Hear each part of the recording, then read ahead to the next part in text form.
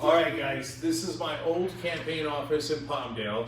Yes, it's still coronavirus days, but there's no one but the family in here, so no mask. But when we go outside, we do the mask. Anyway, this is now the empty office. This is where we ran our campaign out of. So we got some bittersweet feelings about this, and I want to tell you about what I gained out of this. But let's walk around a little bit and show you. Okay.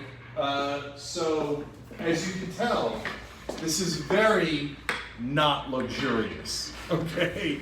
So if you gave even $1, okay, we did not misspend your money. This is the bare minimum.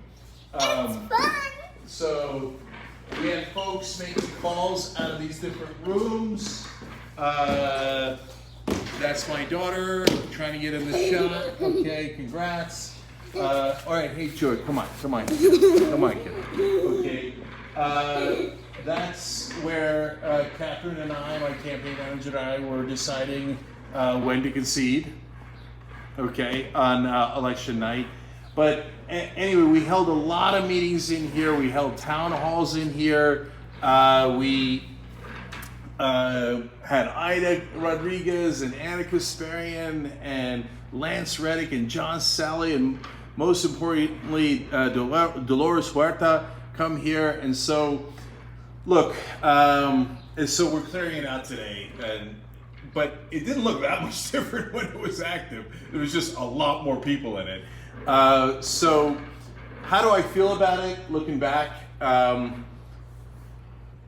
mean, it's only looking back a month, but on the one hand, I feel that I learned huge lessons that are so important. And so I think on that alone, it was worth it. And I think and I believe sincerely that I could help others run much better races. I always feel like even though I tried 100% and I was looking back on it, those 3.5 months were probably the toughest 3.5 months of my life. And so I worked every minute of the day. I felt tremendous pressure, tremendous stress to not let people down. But that's my kids. The chairs around, of course. Anyway, but of course I still feel like I let people down, right? And so both the volunteers, the staff, and the donors. So if I had to do it over again, would I? I guess to learn that super critical information that I think I've already helped people with, and I think I can help people even more with. But outside of that, yeah, it was tough, man. It was a tough loss, and coming back in here is like Buckner walking back into Shea a little bit after the Boston Mets series.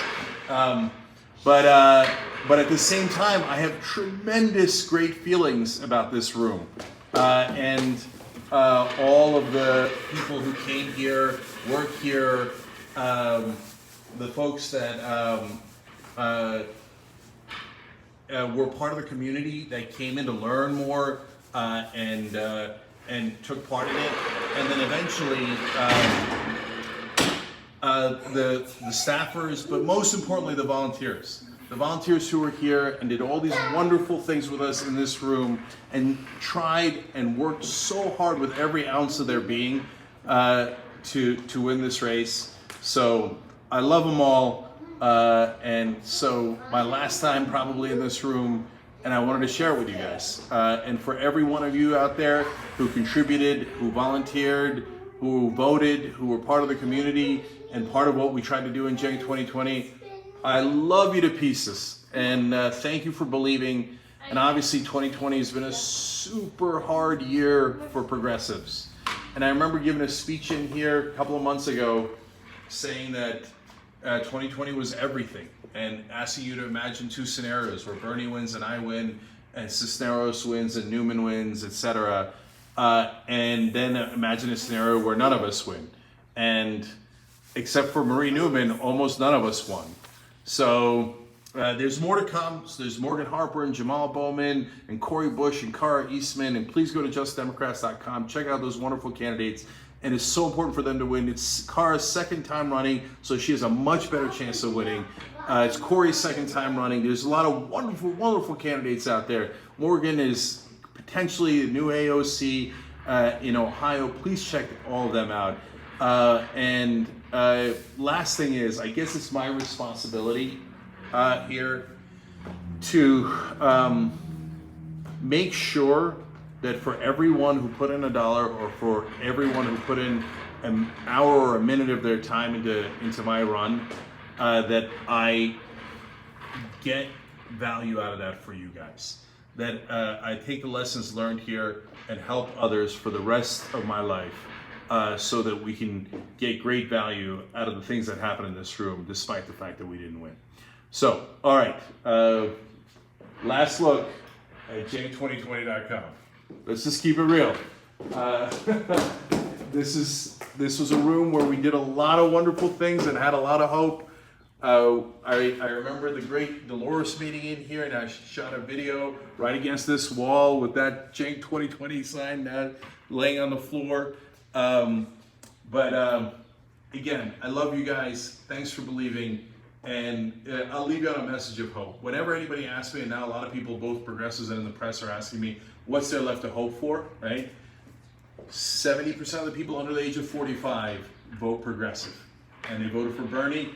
And by the next election, it's going to be 70% of the people under the age of 50. And time ran out on us on 2020. And my election was actually a pretty decent example of that, because we only had 3 months, which, looking back at it, was way too short a period of time to build up name recognition in this particular district. And so that was my mistake. Definitely 100%. I'm not establishment guys. I own up to my mistakes. But on the other hand, time is on our side. The more we go, the more likely we are to win elections. So get involved. Honestly, start smaller and work our way up. And in 10 years, it's hard to see how we wouldn't win, given the percentages of young people voting on our side. So I love you guys. Hang in there. Next time we do this, not for me, but for others, we'll do a victory lap instead of instead of this. I'd love to go do this at Marie Newman's office, where she did win, and hopefully at Morgan and Jamal and Cara's offices when they win. All right, and Jessica's office when she runs again next time and wins again. Love you guys. See you soon.